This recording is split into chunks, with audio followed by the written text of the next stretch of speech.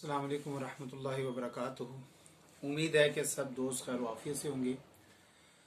आज के हमारे जो 3 से 4 सवालात हैं वो इंतहाई नाजुक हैं और इंतहाई पेचीदा किस्म के हैं। मैं अपने उन सामाईन से इंतहाई गुजारिश बड़े ही अदब से गुजारिश करता हूँ कि जो बिल्कुल इल्मी लेवल पर सतह पर बहुत ही कमज़ोर हैं, जज्बाती लिहाज से बहुत ही कमज़ोर हैं, वो ज़रा इन सवालात से परहेज़ करें। और दूसरा, नौजवान नस्ल मेरा ख्याल से इसको ज़्यादा से ज़्यादा सुने, लेकिन होश और तहम्मुल से और गौर व फिक्र से। पहला जो सवाल है, ये तमाम इख्तलाफी सवालात हैं, लिहाजा इसके सुनने में आपने थोड़ा सा गौर व फिक्र करना है। इसके सुनते साथ ही आपने जज्बाती नहीं हो जाना। थोड़ा सा इसके ऊपर पहले ये सोचना है कि आया ये जो जवाब है इस लाए अमल के सामने रखा जाए और इस सूरत हाल के सामने रखा जाए तो आया ये दुरुस्त है। अगरचे इसका जवाब कुछ और भी हो सकता है, लेकिन मौका महल देखते हुए जो मैं जवाब दूंगा इंशाअल्लाह ताला वो बहुत ही मुनासिब होगा। सबसे पहला जो सवाल है हमारे पास वो है जी, शायर इस्लाम की तौहीन करने वाले का हुक्म। ये ख़ास तौर पर मौलाना खादिम हुसैन रिजवी साहब की तरफ इशारा है और सवाल भी बिल्कुल उन्हीं के मुतालिक पूछा गया। इसमें कोई दो राय नहीं है और ना ही मैं इसमें किसी किस्म की वो ख़यानत करूंगा कि ये सवाल जिसके बारे में पूछा गया उसका नाम हज़फ कर दूं। मौलाना साहब के बारे में पूछा गया। उनकी आजकल एक इख्तलाफी वीडियो बड़ी वायरल हुई हुई है जिसमें वो कहते हैं कि जी जो अहले हदीस हैं कि वो उनके लिए उन्होंने नाजेबा अल्फाज कहे।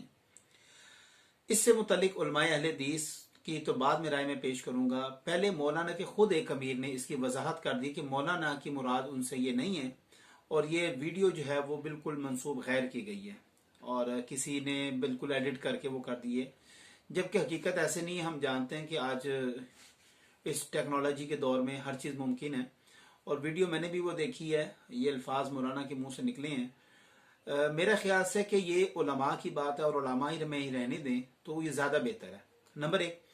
सेकंड नंबर पर शायर इस्लाम की जो तौहीन की बात है, अगर किसी भी शार की बैतुल्ला है, अजान है, दाढ़ी मुबारक है, जनाजा है, ऐसे किसी भी चीज़ की अगर कोई इंसल्ट करता है या उसको हकीर जानता और उसको तस्लीम ना करना, या उसको देखें एक चीज़, एक दाढ़ी बंदा नहीं रखता वो एक अलग बात है, लेकिन उसकी तौहीन की इजाज़त भी इस्लाम उसको नहीं देता।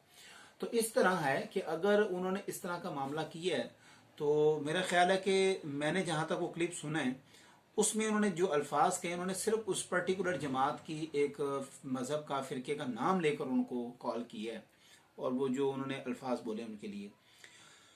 तो अगर तो शायर इस्लाम की कोई वाज़ेह गुस्ताखी करता है तो इसमें कोई दो राय नहीं कि उसके ऊपर हुक्म को सादर किया जा सकता है। लेकिन अब चूंकि वीडियो इतनी सेंसिटिव किस्म की है कि ना उसमें उन्होंने उसका नाम लिया है अजान का, अजान हो रही है तो किसी ने मुतवज्जे कीजिए अजान हो रही है तो आपने कहा भी छोड़े भी इनकी भी, इनका ये भी कोई वैल्यू रखते हैं वगैरह वगैरह इस तरह के अल्फाज बोलें, तो मेरे ख्याल शायर इस्लाम इसमें दाखिल ही नहीं है। एक ख़ास जमात को कहा गया। हाँ, नौजवान जो तबका अहले हदीस है वो इसको ज़्यादा थोड़ा सा फ़रोग दे रहा है कि किसी न किसी तरह ये बात बने और मसला खड़ा हो। तो मेरा ख्याल है नौजवान अहले हदीस हो या बरेलवी हजरात हो, कोई भी हो, मैं उनसे ये अर्ज़ करूँगा कि आप इस मामले को बिल्कुल रहने दें और ये आप ऐसे समझें कि जैसे कि इंसान गुस्से में है या मामला उसके साथ ख़राब है तो कोई ऐसी बात निकल जाती है मुँह से, ऐसे कोई हर्ज नहीं है। लेकिन शायर इस्लाम की जहाँ तक बात है वो बिल्कुल वाज़ेह कि उन्होंने किसी भी किस्म की उसकी गुस्ताखी नहीं की और अगर कोई करता है तो फिर जाहिर बात है फिर उलमा बैठे हैं वो कुफर का फतवा लगाएंगे और इसमें क्या कर सकते हैं। सिगरेट पान नस्वार का क्या हुक्म है? बिल्कुल हराम नहीं है जनाब, ये बिल्कुल ठीक है, आप पिए खाएं जो मर्जी करें भाई, इसमें कोई है एक चीज़ हराम है एक चीज़ मुबाह है, लेकिन नापसंदीदा चीज़ है इस्लाम के अंदर सिगरेट पान नस्वार तंबाकू इस तरह की चीज़ें जो मुंह से बदबू आती है ये मना की गई हैं, बस आप इससे मना रहें। और अगर कोई नहीं मना होता, लेकिन हराम का हुक्म तो कुरान मजीद में जो चीज़ें बयान हो गई है ना वो हो गई हैं और हलाल भी जो कुरान मजीद में बयान होगी वो भी बयान होगी, लिहाजा इससे ये हराम के दर्जे को नहीं पहुंचती, मुबाह है, अच्छा काम नहीं, शैतानी अमल है, बस इससे दूर रहें। गुस्ताखे साहबा का क्या काफिर हैं? इंतहाई सेंसिटिव क्वेश्चन है और ये मुझे पता किस जमात के मुतालिक पूछा गया है और उस जमात का नाम भी लिखा हुआ है, लेकिन मैं ये चाहता हूँ कि उसको सेंसर कर दूँ। गुस्ताखे साहबा के बारे में एक थोड़ा सा बिल्कुल कॉमन एक नज़रिया कुरान का देख लें। कुरान कहता है आमनतु बिल्लाहि व मलाइकतिही व कुतुबिही व रुसुलिही वल यौमिल आखिर। ये 5 असूल ईमान की शर्तें बयान कर दी हैं कुरान मजीद ने। रसूल के ऊपर ईमान लाना, अल्लाह के ऊपर ईमान लाना, किताबों पर ईमान लेकर आना, यौम आखिरत के ऊपर ईमान लेकर आना, मलाइका के ऊपर ईमान लेकर आना, इनके ऊपर जो शख्स ईमान ले आया है, अगर वो सहाबाए किराम को बुरा भला कहता है, किसी एक साहबी को बुरा भला कहता है, इनकार कर देना वो तो एक अलग सूरत हाल होगी। किसी एक साहबी को कोई शख्स बुरा कहता है तो मेरा भाई जान ले वो काफिर नहीं हो सकता। वो फासिक हो सकता है, वो फाजिर हो सकता है, वो झूठा हो सकता है, वो कज़ाब हो सकता है, वो बेशरम हो सकता है, बेहया हो सकता है, दुनिया का हर चीज जो हम बुरा भला कहते हैं ना वो हो सकता है। लेकिन ईमान और अगर कुफर की बात करेंगे तो वो काफिर नहीं हो सकता, क्योंकि सहाबा के ऊपर ईमान, सहाबा का जो दायरा कार है वो ईमान में दाखिल नहीं है। ईमान में रसूलुल्लाह सल्लल्लाहु अलैहि वसल्लम की ज़ात है, अल्लाह तबारक ताला की ज़ात है, कुरान शामिल है, मलाइका शामिल है, यौम आखिरत शामिल है। ये बुनियादी 5 नकात कुरान ने अकायद के लिहाज से बयान कर दिए। अगर कोई शख्स अल्लाह को मानता है, रसूल को मानता है, किताबों पर ईमान रखता है, मलाइका को मानता है, यौम आखिरत पर ईमान रखता है, अगर वो किसी भी किस्म की गुस्ताखी कर देता है, साहबा के हवाले से मैं बात कर रहा हूँ, तो अगर वो कोई बदतमीजी करता है, या किसी को बुरा भला कहता है, या किसी को कहता है कि मैं इनकी खिलाफत को तस्लीम नहीं करता, मैं इनको नहीं मानता, इन्होंने ऐसा किया था वैसा किया था, इससे कुफर लाजिम नहीं आएगा। कुफर की अगर सिर्फ आप बात करते तो कुफर लाजिम नहीं आता इसके ऊपर कोई इसको सजा दी जा सकती है, उसको तंबी की जा सकती है, उसको समझाया जा सकता है, जिससे मसला हल भी हो जाएगा। लेकिन अगर आप कुफर और शिर्क के फतवे लगाना शुरू करेंगे तो मसाइल हल नहीं होंगे, मजीद पेचीदा होंगे।